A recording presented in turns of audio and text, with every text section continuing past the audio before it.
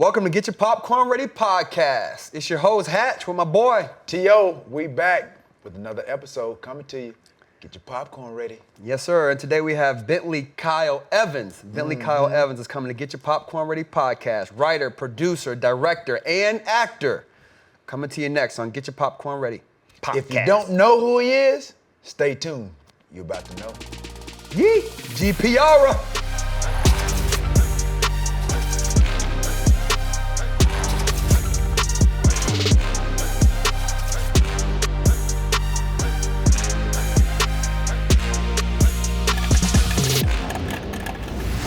Welcome to Get Your Popcorn Ready podcast. It's your hat. Welcome to Get Your Popcorn Ready podcast. It's your host, Hatch, with my boy. What? It's your Hatch there host? It is. You heard it. There. It's your host, Hatch. It's your Hatch host. That's what we do on here. We just clown, baby. That's what we do. Yep. This is your boy T.O., man. Welcome back to Get Your Popcorn Ready podcast. That wasn't smooth as mine, though. That wasn't smooth. It was okay. You had a mix-up. I had a mix-up. That's all right. I do that once in a while, every blue moon. But today we have a very special and exciting guest, super duper producer, writer, director. Bentley Evans is in the building. Bentley Kyle Evans. Yes, sir. Okay. Yes, sir. Oh, we got to throw in the middle name in that? My mama told me to do that always. Okay, Bentley Kyle Evans is in the building. Yep. Happy belated birthday. You just had a birthday in August. Sir. My mom's birthday is also in August. Okay. You probably didn't know that, but happy belated birthday. Happy belated birthday, That's my guy. guy. Life. Yeah, no doubt. Did you see, I don't want to, because I really want to say, how old are you? But after watching the Kevin Hart, Don Cheadle little sketch, he's like, how old are you? He's like 55. And then Kevin Hart says, damn. And then Don Cheadle got mad, and so I didn't want to do that to you, but that whole setup, that's what I was about to do to you, but I'm not going to ask you how old you are. Well, and it's all good because you already said it. Okay. It's double nickel. I hit the double nickel this year. Yeah. And ordinarily, I probably wouldn't say that because it doesn't sound right. It still don't sound right to me. I'm like, I'm thinking I'm still somewhere in the 40 range, right? There you go. 55's a new 40-something. Hey, It is. As long as you feel 40, that's all that matters. You know what I mean? That's Age ain't nothing really but a number. Yeah, very true. So again, I want to set this whole thing up because, of course, this is 2021, right? I didn't come to LA for my first time till 2001, right? My agent at the time was Dwayne Martin, right? Married to Tisha Campbell. As you know, right? Bentley I'm sorry. Bentley, right, was executive producer of Martin, right? Of course, the Jamie Foxx show as well. We'll talk about the credits later on. But my first experience in LA was at one of your parties, right? So as you guys know, this dude's got like 10,000 square feet home over in Encino. And so when I went to this party, it's the first time I saw LA. And so this is your LA moment. This is my LA moment, right? Came with Dwayne, had the Hummer, I think it was, right? We came to the party, whatever. So it didn't happen like this, but the image was Bentley's like at the top of the steps and he just comes down like floating. Like, oh, it was the moment. I'm like, this is Hollywood. You know what I'm saying? I'm like, that dude, I didn't know him, right? Like, this dude, like, I want to do whatever the heck he's doing in life when I get done with my football career. That was my intro to Los Angeles and the Bentley Evans. That's I wanted to tell you that story. So I had the Spike Lee moving shot. You had down. the moving shot, right? You wasn't walking on nothing. You were just floating in the air in all white with a little halo above your head. Wow. In my image. I'm like, that's Bentley Evans, my goodness. Yeah. So that was awesome. He just created a new show for you right now. Hey, there you go. Listen, let's produce it together. There you let's go. do it all together. Already. I'm down. But no, like I said, going back, they said Martin, Jamie Foxx again. But you started out Saturday Night Live, writing for Saturday Night Live. I started out. I started as an actor. Yeah. Okay. So I started as an actor that never wanted to act. I never wanted to be an actor. Okay. You know what I'm saying? When I got into the game, one of my partners, this cat named Tommy Morgan, he had just started acting, right? And he was like, we should do this, man. We could be actors. Now, growing up in LA, that's in our backyard. It's like, we don't do that. Right. Actor. That sounded so corny to me just to think about being an actor. How do you where do you sign up for that? Right. And so I jumped in with him. He took me to meet Robert Townsend. I was in junior college at the time, and I was doing horrible. You growing up, Crips, Bloods, drug dealers, all this stuff is right around you.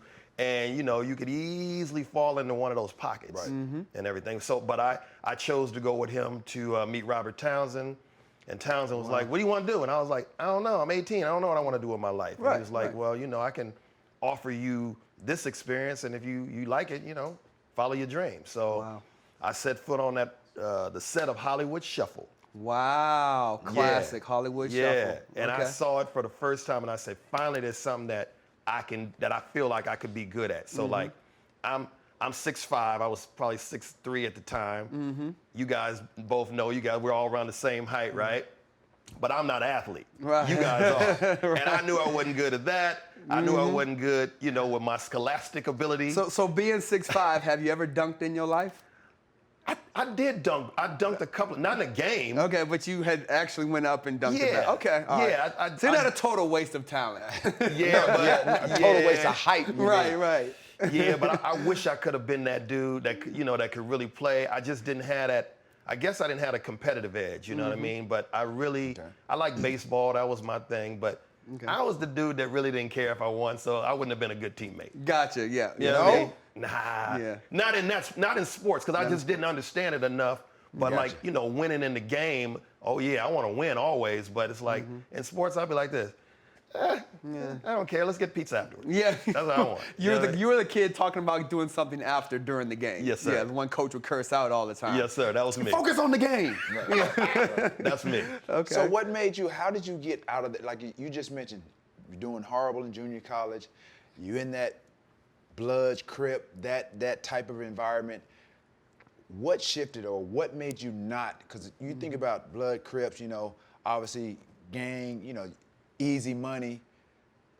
What made you shift to where you are right now? Focus on something. Exactly. Well, first and foremost, my mother. You know what I'm saying? I was always the dude that was like, I'm in love with this lady and I don't never want to disappoint her. So I would never do anything to embarrass, the family. So that was always my mindset, like, I can't do that. I can't get involved in anything that's going to make her look at me like, what were you thinking? Yeah. You know what I mean? But I think if you think about it, a lot of guys that are in that environment, I'm sure they had the same mindset too. It's like, oh, I don't want to disappoint my mom or my dad, but they still end up on that side of the street. This is true. So what is it that, obviously that made you go to where you are right now? Well, a couple of things. One, boys will be boys. Right. We get into stuff. And I got arrested one time. Yep. Okay. And spent the night in jail. That changed your life. I promise you that was it. Yeah. I promise you. Yeah. And that's what I was getting, because I'm knowing, like, you got to think about being in the hood, us being boys, you with your homies. Something gonna happen. Exactly. Then you start getting a taste of that easy money. You know Yeah. what I mean? And like I said, I didn't grow up in the worst of neighborhoods, but I went to the projects and I saw some of my homies, my peers or whatever, they were selling drugs. I saw the money. I'm like, man, it almost enticed me. Absolutely. To like, cause they would pull out wads. Yeah. And I'm I'm sitting like, there not eating. Right, and my eyes got big. Yeah. And I'm like, yo. And I know I hadn't seen that type of money. And I'm like, God, these guys are getting this money like this. Like, I almost went down that road too. But as you said, like, I didn't get arrested, but shoot, the way my mama whooped me, my grandmama whooped me, you would have rather been arrested. Exactly. Yeah. So like I said, that's what I wanted to get to. So we got a lot of viewers, especially these kids that, obviously that may have the aspirations to be, was athletes, get in your profession to be an entrepreneur, obviously producer, things of that nature. Because I knew, I was like, man, it's got to be something. When you said Bloods and Crips, like, man, this is his backyard. He easily could have gone down that road. Easily. So continue with your story. No, easily, T.O., it's crazy because for me, once I experienced that, and I was like, I'll never want to see the inside of a jail. I ain't visiting nobody in jail. I've never gone to jail, so what was that experience like? Well, it was just, like I said, it was just one night, and that's all you need, All bruh. you need. That's all you need. That's all you need. You feel that steel, that cold, that hard. Yeah. Coffee. You talking like you know from experience. Go ahead, Bentley. They give you coffee and a piece of bread and some powdered eggs. I'm like this, y'all can This ain't keep for that. me. Because I know my daddy's coming to get me, Right. And he did come and get me. And it was a moment of clarity because he didn't say nothing to me. And we was just rolling in the car, driving. At about about 30 minutes later, he just looks over at me and goes, so what happened? And I could see water in his eyes. And I was like, I fell apart because I was like, can't disappoint my parents, right?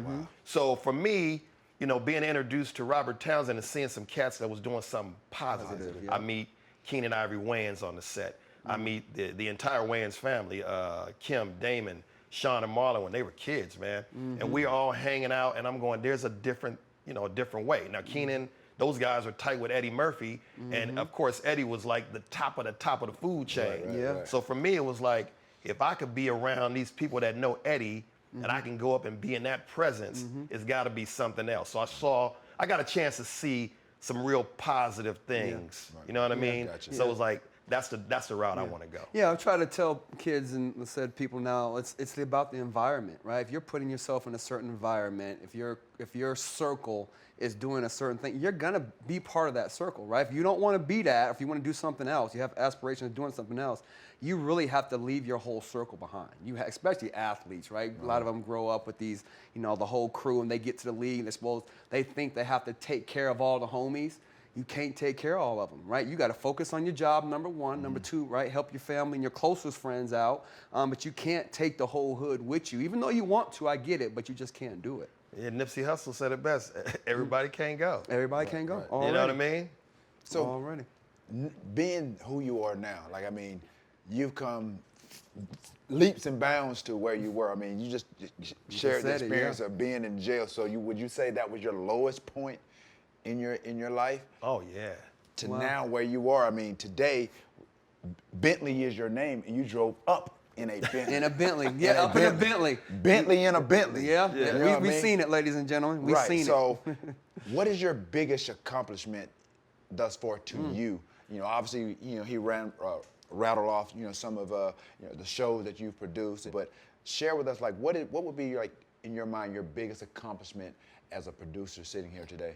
The biggest accomplishment as a producer was probably the Jamie Foxx show, and the reason I say that, there was, first of all, there was no experience like the Martin experience. That was the best years, period. Because everybody, man, because anybody growing up in the 80s, 90s, it's the Martin show, and then the Jamie Foxx show, and you think about these two guys right here. These two guys are hilarious. Absolutely. Hilarious. So I can't imagine what it had to be like on set. You go from great to great. It's not no good to great. There's how do you decipher you had to be in stitches just watching this unfold. For years. All day, every day. It's like when I watch comedy nowadays, I don't really laugh because I saw it all. I saw everything. Yeah, you know what I mean? Saw it at the height. Between those guys. Right. But I tell you, the reason I say Jamie Foxx was the crowning point to the career was because it was the first thing I created. So I was a writer and producer and executive producer of Martin, but I actually created the Jamie Foxx show with Jamie. And so I had this big deal at Warner Brothers, and I felt like I had arrived. I wasn't even 30 years old yet. You know what I mean? Wow. And I was running both shows at the same time. Major. Which there's no way I could do at this age. But at that age, I'm bouncing. You a lot of energy. Right. You know what you didn't sleep. No sleep. Yeah. No sleep. Wow. Two assistants. It was crazy times, right? Wow. But I think the Jamie Foxx show was definitely the height of the career. And then moving into more recent times, getting my own studio in Northridge. Me and my partner Trent Gums. We decided, Hollywood moves too slow for us. We got to start our own thing, and if we create content and build it, they will come. That was the mindset. And so we started this studio. We've been there now 9 years, and we're putting out our own content. Owning it 100%, distributing it. So, it's a different game, though. Yeah, and I think you said something, too, that resonated with me, that now, in the music industry, you've heard a lot of people talk about, owning your own content. Was that something that you've learned throughout the process of learning, having to own your own content? Because like I said, a lot of guys, other people create the content, and then they kind of just attach their names to it, this and that and the other. So is owning, that content, is that vital? It's important because, that's the part of the game they don't teach us. They don't want us to know that. We've seen it now in movies where James Brown or Ray Charles, different people like that own their own masters and stuff. And for me, yes, that was definitely a part of me learning that it's important to own your own destiny. You know what I mean? And so, yes, with Master P and Eazy-E doing it and all these different guys that was selling out the trunks of their car, Too Short, and you start to understand what they were really doing and the magnitude of what they were really doing. They were owning their own masters. And so using that same model in television and film, it's not an easy thing to do, but you can do it. And Tyler Perry, listen, he's shown us that we could all do it. I mean, this guy goes from sleeping in a Walmart parking lot in his car to probably owning a Walmart, islands and stuff like that. So I think it's just a mindset you have to be in. It's like when you own your own stuff, you don't necessarily make all the money up front. Right. So But it's coming on the back end. You got it on the back end. You got to be able to wait for that back end. So what happened that made you say, okay, I want to open my own studio? Because that's a thing, right? You had seen everything happen in the industry up to 2010-ish or whatever. It started changing with the Netflix came in the game and the live streaming. So what made you say, I can do this as well? Well, it was out of necessity. It's like, the business I felt like turned on me, right? So, I've been doing all these shows, Warner Brothers, and I'm at the top of my career, right? Yeah. And then all of a sudden it came to a screeching halt. And the reason why was because the introduction of the reality shows. Nothing wrong with the reality shows, but basically they put the sitcom producers out of business. Yep. Because it was disrupted. They disrupted. Yeah. You know what I mean? It was a disruptor, Definitely a disruptor. So, it was like, well, I can't get arrested. I'm trying to figure out what else I can do. And I got out the game for a minute and started doing real estate. And I started buying and flipping houses, and it started getting good to me, right? I was like, so I could buy this for $500,000, right? Throw $50,000 Put a little into it, and sell it for $8 and make a quick $2. What? I'm in. So I started doing that. I started selling people houses. I sold Kevin Hart his first house. Wow. I sold Chris Spencer his house that he still lives in to this day. Yeah. I sold a bunch of people different houses, right? Wow. And I was like, this is good. But then the market shifted. You couldn't get any loans through the bank anymore. Now I'm back to square one. And so I was looking for work. And I got a call to come down to Tyler Perry's studio. So I go down there. I had met Tyler some years before, and I saw the way he was doing it. He had this studio, and I was like, whoa, this is crazy. Right. Ain't no way, right? And so he inspired me. I gotta say, he told me when I first met him that I inspired him to do what he does, right? Wow. But then when I saw what he was doing, different type, totally different inspiration. Iron sharpening iron. Come Absolutely. on, man. It is. Absolutely. Yeah. That's awesome. That's and so, being down there, I worked down there for about 3 weeks, doing some shows for him. I wrote some shows for him. They asked me to write some episodes. And then they brought me back down a month later. And I realized, well, I'm a LA boy, so, it's not like I want to relocate to Atlanta, although the business is going there. Right. But I'm going to do my thing in LA. So I came back and I got with one of my partners, Trent, that I came up with. And I say, hey, man, look, we can do something like that. And he was like, I'm way ahead of you, bro. We should have our own studio in LA. Nobody has that. Right. And so, we got together, put our heads together. We came up with an independent show, the show called Love That Girl that we had did. Yep. And we said, let's shoot it in our own studio. So we got us a warehouse and built it out. We just played copycat. Yeah. If I didn't learn nothing at Warner Brothers all them years, I learned how to build a studio. How to build a studio and how to, make a production. Right. So that's and again, I think, because I've been out there, right? T, you went out there to act on the Millennial show, right? Yeah. So again, been out there. So again, yes, I do act, everyone. Yes. Yeah. And listen, T.O. was good too. Check the show out. It's Millennials.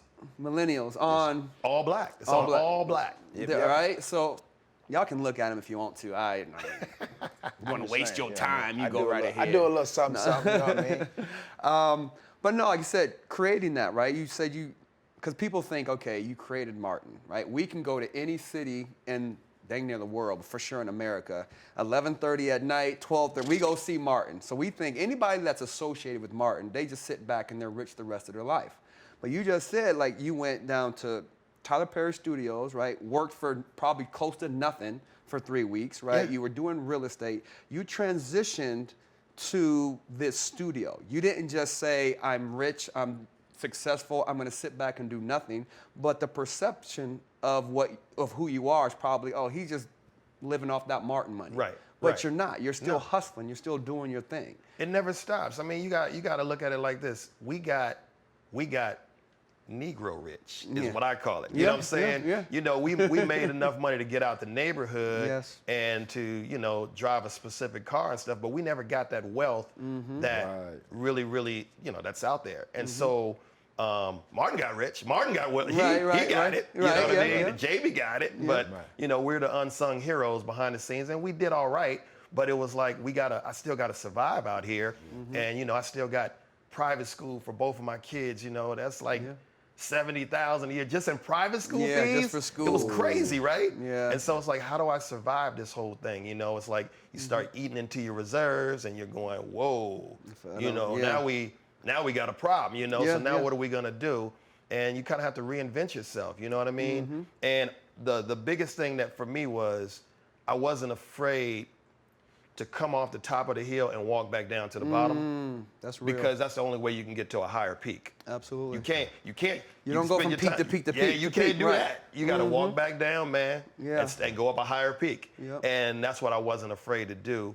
And so I just jumped in on this journey. Now, if somebody told me it was going to be as difficult as it has been, I probably wouldn't have did it. Right. But now I'm on the road. Now I can't look back. Yeah, I was going to ask you, speaking of difficulty, like what would you say probably like the most difficult thing about being a producer?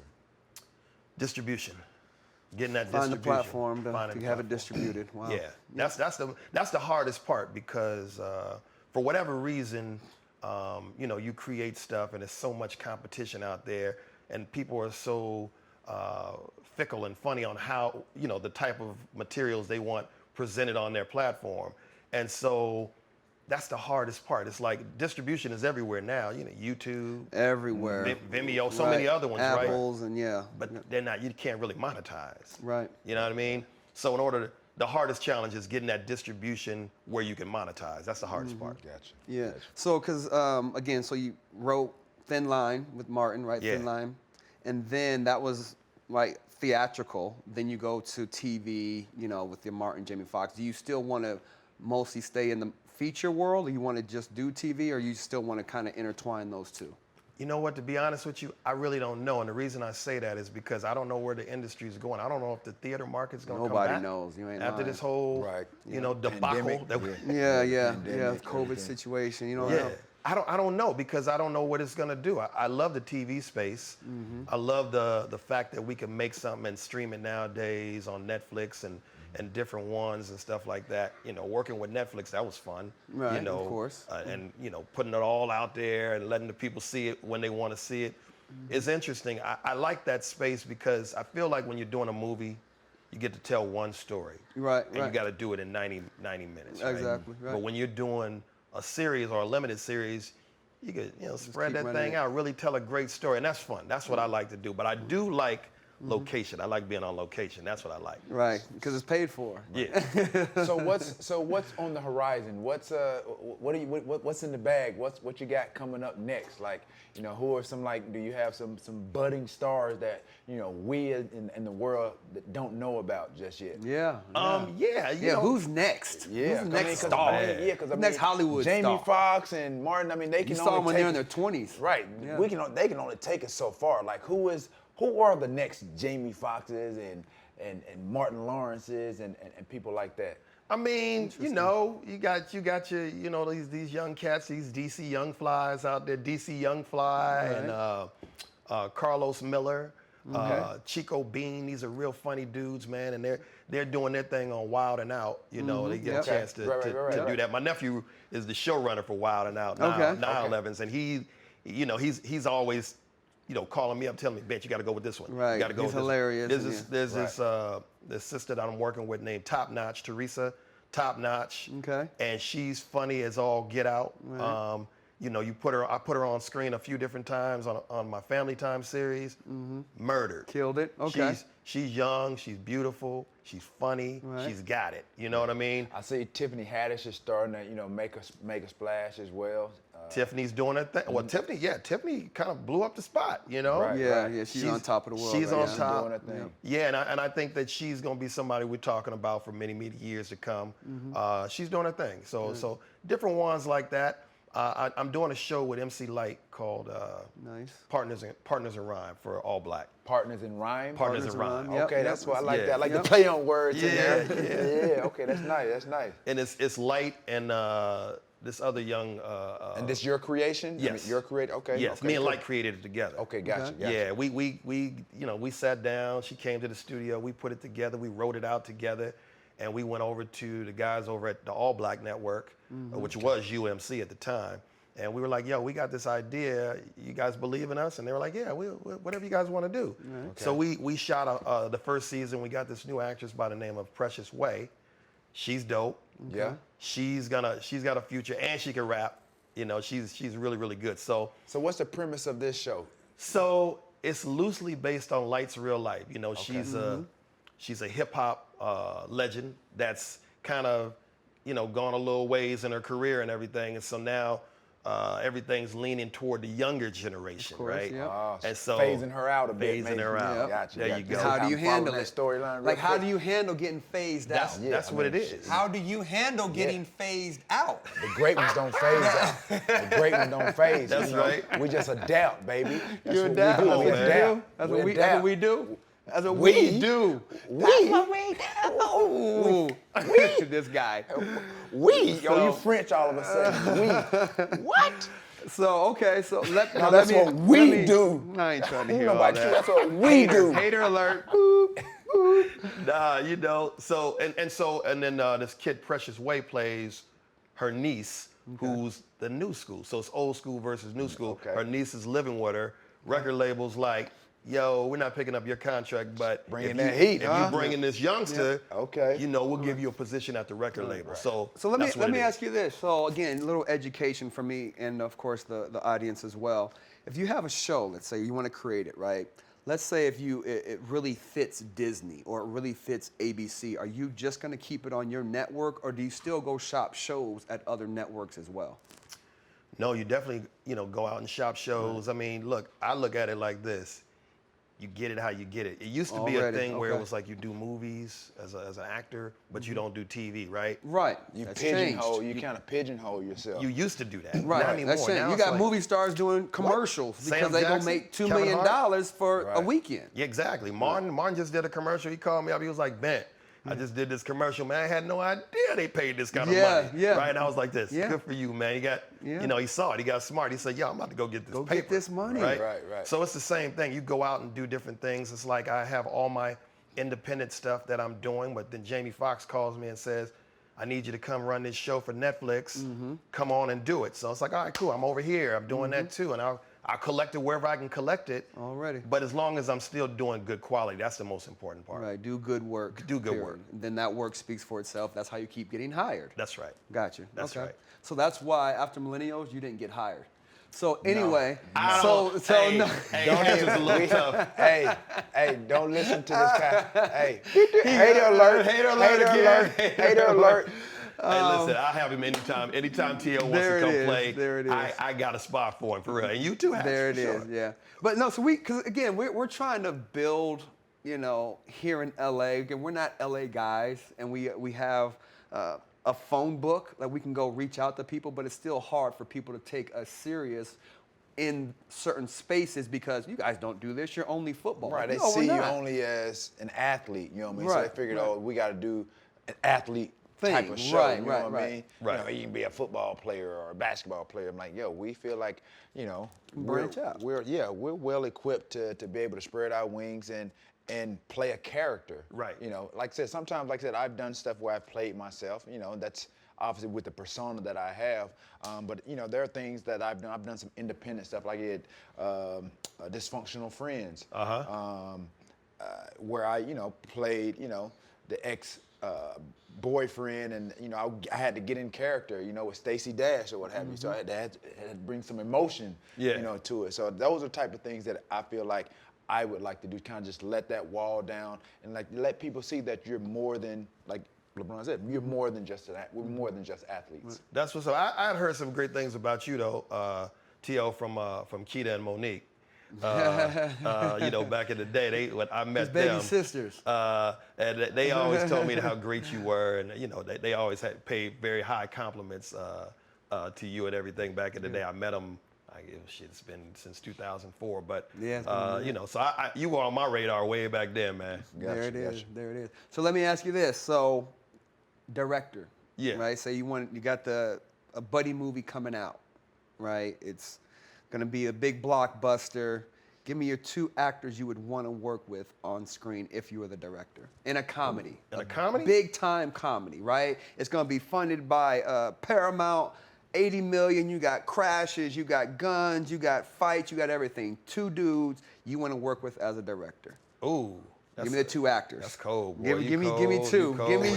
Give me 2. I mean, man, I probably would have to say Will Smith. Okay. Because you know what he's gonna bring. Oh, yeah. You know what I'm saying? And it's not a slight against anybody else. No, for sure. No, this is it. No, this is your thing. Okay, you know what I cool. mean? This is all you. Your thing. dream come true. All right, cool. If Paramount called you tomorrow. $80 million script. 81 script's million. awesome. 81 million. There you Okay, go. yeah, one. The one makes a difference. All right, here's what we're doing then. We're going with him, and we're going with Eddie Murphy. You know what I'm Will and saying? Eddie. I gotta on go with Eddie, and the screen. reason why is because here's the reason. He's Michael Jackson. Eddie's Madonna. Eddie's at that level. Yes, Eddie's one that. word. He's a one-word guy. You can say Eddie, and everybody knows who you're talking Come about. on, he's that. I mean, you got Right. Eddie, Tiger, Will, Come on. Hatch, Yep. Jordan. I like feel that. you. I like that. I like that. feel What? you. Don't be a hater all your life. Do not be a hater all your life. Did you? No, Did you? go ahead. It wasn't even He's subtle. telling a story. It wasn't even a subtle insert in there. That was number 4. I didn't put myself at 2. Okay, so he put himself in there, but when you throw in T.O., you gotta go in T.O., Michael Jordan. You gotta go Magic Johnson. You see what I'm saying? Yeah, Kobe, you know Kobe, see how I did that? Okay, You know I what I feel mean? you. We how I in did there. We both in there. Go ahead, God, B. bless him. Yeah. Okay, so Will and Eddie on screen. Wow. And that's never I don't happened. think that's No, I know it's never happened. No, that's never happened before, and I know you'll get magic there because Eddie is a genius when it comes to everything, not just comedy. Just he's very he can smart, cross man. over, He's right. very smart guy, and I've spent time with him and watched how his mind works, and I'm like, this dude right here he's born to do this. He's a special guy. Some people are just special. Will is gonna outwork you. Nobody's gonna outwork Will Smith. You know what I'm saying? He'll let you know. He'll let you know you will never Work beat ethic, me. absolutely. Right? Wow. You know what I'm saying? So those guys would be great. You know, those are. Well, let me ask you this. Get a little bit deeper into Black Hollywood, right? Which is a thing. Yeah. You don't see the Will and Eddies on the same screen, right? Is this an ego thing that some of these big time Denzels of the world do not have these movies out with other big black actors? Is that a thing in your opinion in the industry? Yeah, I don't think that they want to necessarily alienate themselves from each other. I don't think that's the case. I think it's just that, usually it's one big bag, right? Yeah. And so Ooh, somebody got to, somebody got to get the bag. Some of the smaller bag. And somebody doesn't want to get the lesser bag because it's like, I feel like I'm here and I'm here. And I never thought of it that way. Oh, I see what I'm saying? I have an issue with it because to me, if you guys just get on screen together, you're both gonna win so big. If you put Denzel and Will in a movie, or you put Eddie and Don Cheadle in a movie, I don't care what it is, the movie's gonna win. It's gonna win. Right. Keenan Ivory Wayans said this to me probably 25 years ago, and I'm young, naive in the game, and I asked him, I said, hey, how come, Oprah and Michael Jordan and Bill Cosby and all these people that had a lot of money don't come together, put some money together and do a studio and start doing big movies? And his answer was, ego. It'll never happen. Wow.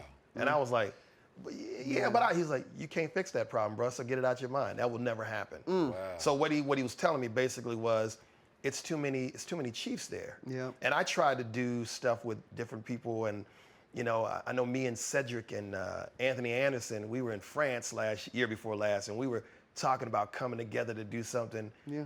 I don't think it's gonna ever happen, but it was good talk that night. Good talk, yeah. That's because again, you've been to interesting, events, and if you get Jamie Foxx over here and then Martin over here, and they end up meeting, and for that 30 minutes of them meeting in a room is the best comedy or the best entertainment you'll see ever. Well, let me give you guys this scenario, right?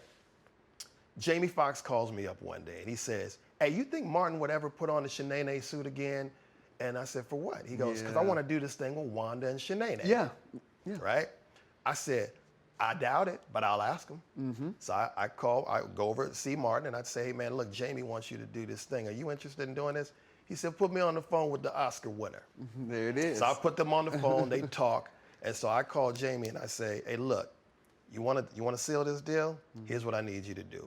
Set up dinner, me, you, Jamie, and your manager, we all gonna meet at Mr. Chow. I'm gonna bring Martin. Okay. And so he says, all right.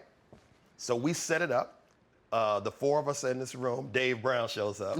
We're all in the room and and Martin and Jamie start doing Wanda and Shanae. Oh. I promise you I was going, there's no camera, I'm the only witness. We're the only witnesses here. Right, yeah. It was brilliant, right? Absolutely. So then Jamie's doing something with BET for the BET Awards, and he says, can we do a Wanda and Shanae sketch? Right. I said, yeah, we could do it. I'm sure Martin will do that. Tease it a little Martin bit. said, hell yeah, I'll do it. Let's knock it out. It's gonna be fun. And I said, let me get one of my schoolmates to direct. So I got Tim Story. Yeah. We went to high school together, junior high together, and I said, look, let's do this. So we shoot this sketch called Wanda and Shanae Skank Robbers. Okay. They robbed the MF Bank. Right, the MF Bank. You know what I'm saying? Mother freaking bank. There Hilarious. you go. And so we shot it.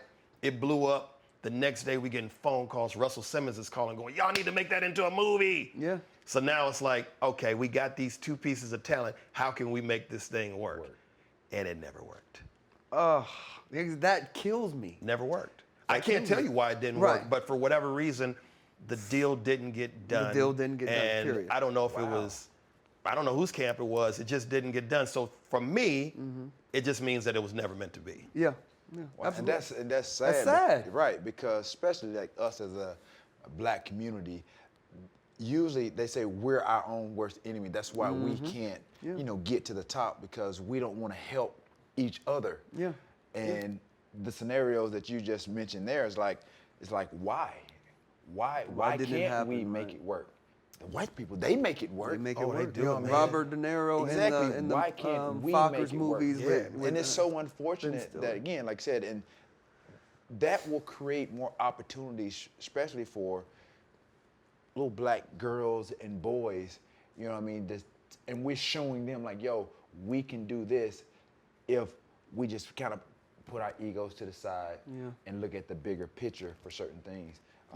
It's unfortunate, but I'm hoping somebody, that may be watching this and like, man. There's stuff out there that needs to happen. Right. And maybe it will give them, the fire or just spark a light bulb or anything to make it happen. But it's unfortunate, but that's what needs to happen though. It does. All of Hollywood needs this, you know what I mean? And again, that was 4 or 5 years ago, right?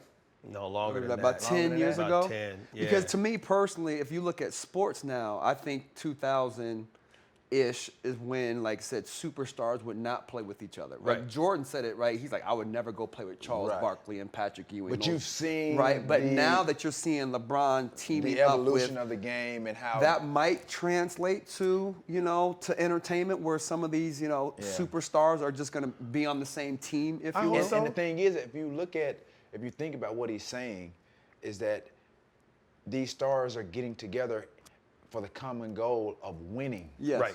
That's the message is winning. Right. So if we can take that and understand, like, okay, see that model, use that as a blueprint for the industry, the Hollywood world, they're gonna be winning at the end of the day. You know what I mean? And I feel like, okay, it doesn't matter, okay, you can put the ego aside about who's gonna make the most money. At the end of the day, something is better than nothing. No question. Yes. And the money that's to be made, Is especially for amazing. the audience and people that they have that's gonna be just rushing to see the content, the money is there. It's there. Well, there's just the one guy that we keep, saying his name, and I hate to beat a dead horse, but Eddie Murphy is the only guy that does that. He does that. He, think about life. Right. He took all all the black comics and everything and put them all in the same movie. Which is one of the top comedy movies ever in history. And he did it. We still watch Life. Of course. And he did it with Harlem Nights. It was like he was forward thinking, you know. Right. But it takes more than one person Exactly. to make that happen. Exactly. Yeah. You know what I mean? It takes everybody. Yeah. It's like, why wouldn't you take Martin Lawrence and Kevin Hart? Well, they did with Death at a Funeral, but but why would now you they're take stars? Yeah, Dave Chappelle, Chris Rock, all of them, Eddie, Will, get them all in one movie and do an Ocean's 11 type of thing. Oh, why man, wouldn't we do kill that? it? I mean, Kill it. You already mentioned Tyler Perry.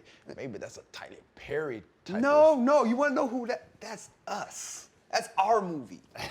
Hey, I'm down. Right, Tyler Perry. You can come in later on, help with the distribution, like you said. But let us get that off the ground, right? You heard. Not Ocean's 11 is gonna be called Black Sea 29 or something like that. Not Ocean's 11.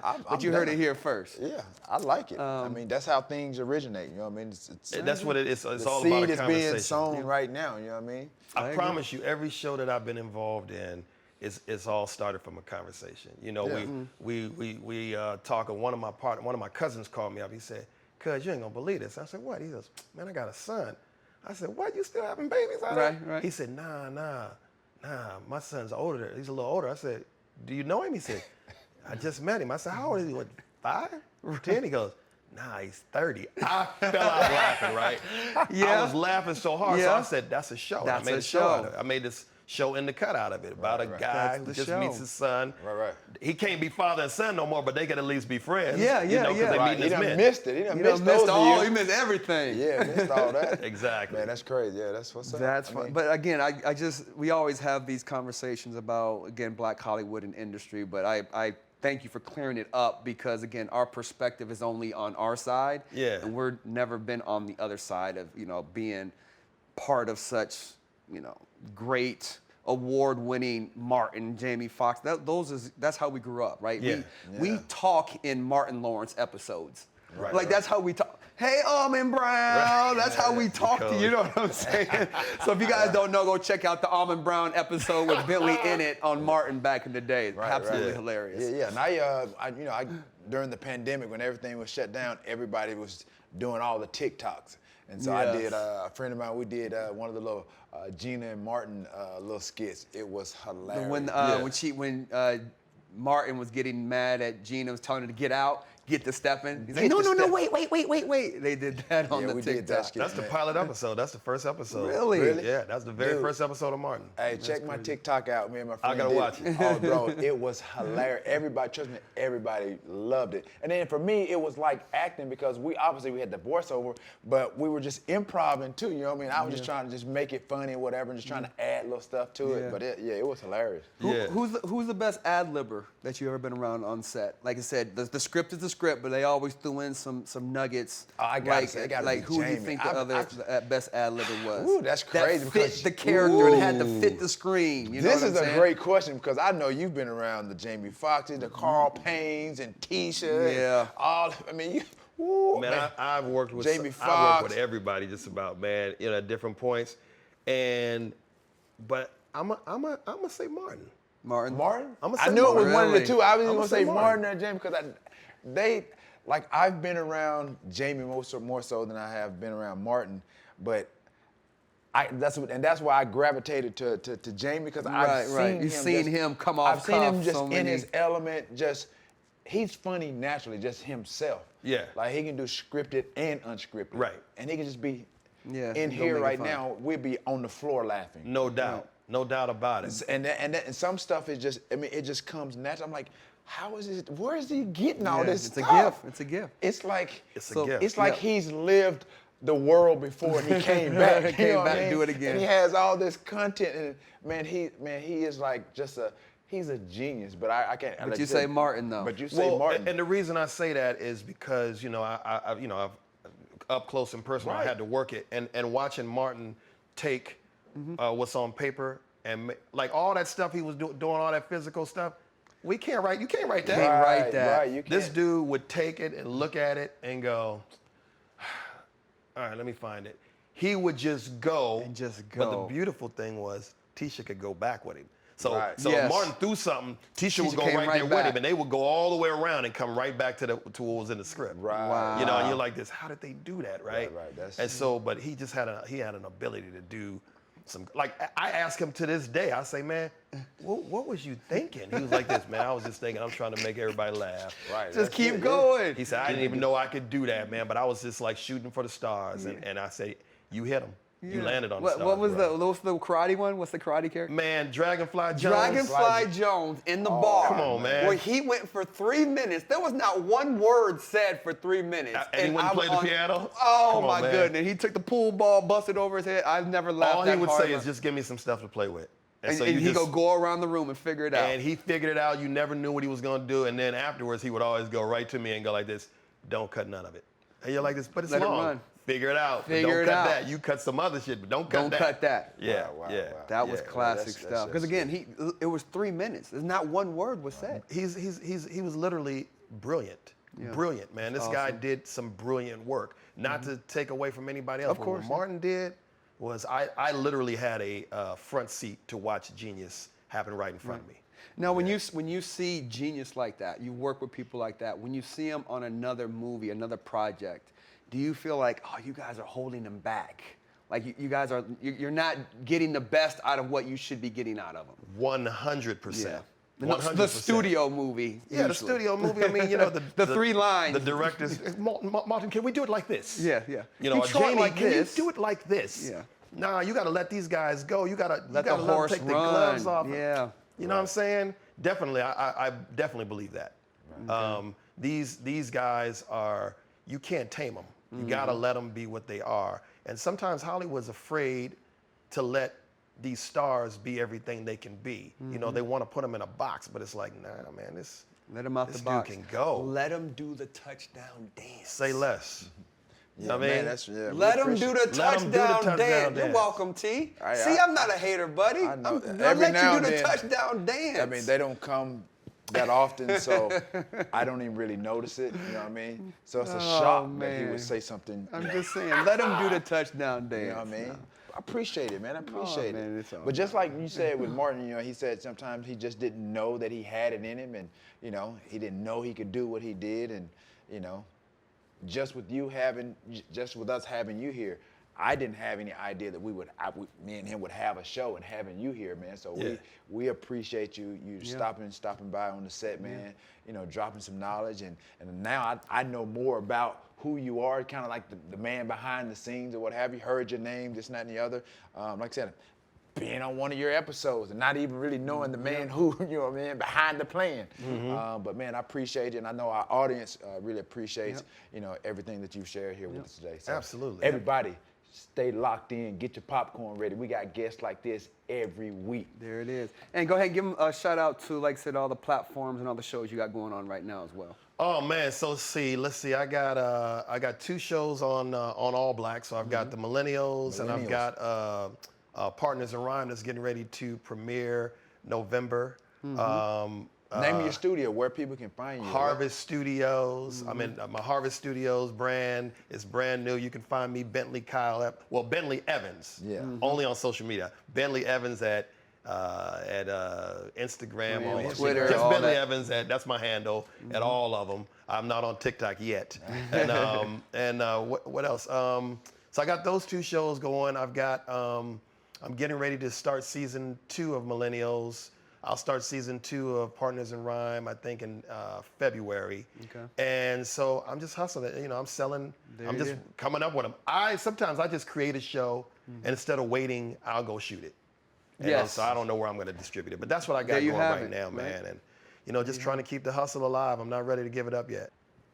I know he wants to know. You know He it. probably don't know what I'm about to ask. I know exactly Uh-oh. what you're about to say. Uh-oh.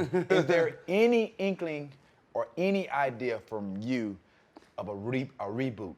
For any of the shows. any of Martin, the shows. Jamie Foxx, any of them. Man, I mean, Because we want it. man, you know I mean, we especially- want it. Especially with the pandemic last year, we definitely could have used it. Especially a whole year off, everybody confined to their houses. And we But watch reruns If anyway. that's what I'm about to say. I found myself up like 3, 4 o'clock in the morning, just flipping through the TV, and I'm Martin. Jamie Foxx show. I mean, all night long. All right, let's start here. And before you, I want to be in one of those shows. I want to get just in in case you do reboot. Yeah, just in case you do reboot. All right. I want to get in there some kind of way. So let's start with Martin. Okay, Martin. You know, I know everybody wants it. You know, we've teased the audience and put it out there a few different times. I have. I know Martin has. Different ones have. And I think the consensus is that you don't want to mess up that classic. I don't know if the show would be the same. Tommy's no longer with us. And it's where do you go with that show? What do you do with that reboot? You know, it's 30 years later. You know, everybody's moved on with their lives. Tashina's doing you know, everybody's doing their own thing, right? Carl, everybody's doing their own thing. So it's like, I don't know if it makes sense to do that. We've toyed with it with a movie. We actually toyed with it with BET. We've talked about it a bunch of times. I don't know if it makes sense. The only way to me that makes sense is if you do it as an animated series. Okay. That would be dope. Okay. That would be dope. Like Jamie Foxx. The Jamie Foxx show could easily be a reboot, and it should. And here's the reason why. It's the only show, especially with African Americans, that all of the cast members are still alive. All of them. That's big. Right? Let's do it. So it would make sense, you know, Garrett's up there in age, but he's still doing it. And I don't know if Jamie would want to do it, but I do want to pitch that to Jamie to do it as maybe as just a limited series. Maybe you don't do like a eight episode type thing. See how Is it this goes. his camera right here? Pitch it. All right. Here's the pitch, Fox. So here's the pitch, Fox, and I know you're gonna be watching this because I know you're a fan of these cats, right? So here's the deal: we do the reboot of the Jamie Foxx show. Garcelle's already down because I talked to her a few There times. it is. Christopher, I know he'll be down. Garrett's still with us, and he's still doing it in a big way. Elio would be down. We could do the Jamie Foxx show reboot. Even if we don't do it as a limited series or as a full series, we could even do it as a movie. Think about it, bro. I just pitched it to you. The world heard it. You know what it is. So. It's out there now, Fox. There it's it is. out Get there your now. popcorn ready. Get your Jamie popcorn Foxx Show ready, baby. 2.0 coming to you soon. There you go. We appreciate you coming on, No B. You know what I'm Absolutely, saying? man. Showing us For love, sure. man. My Already. guys. There it is. Get your Popcorn Ready podcast with Bentley Evans. Holla. Get that popcorn ready.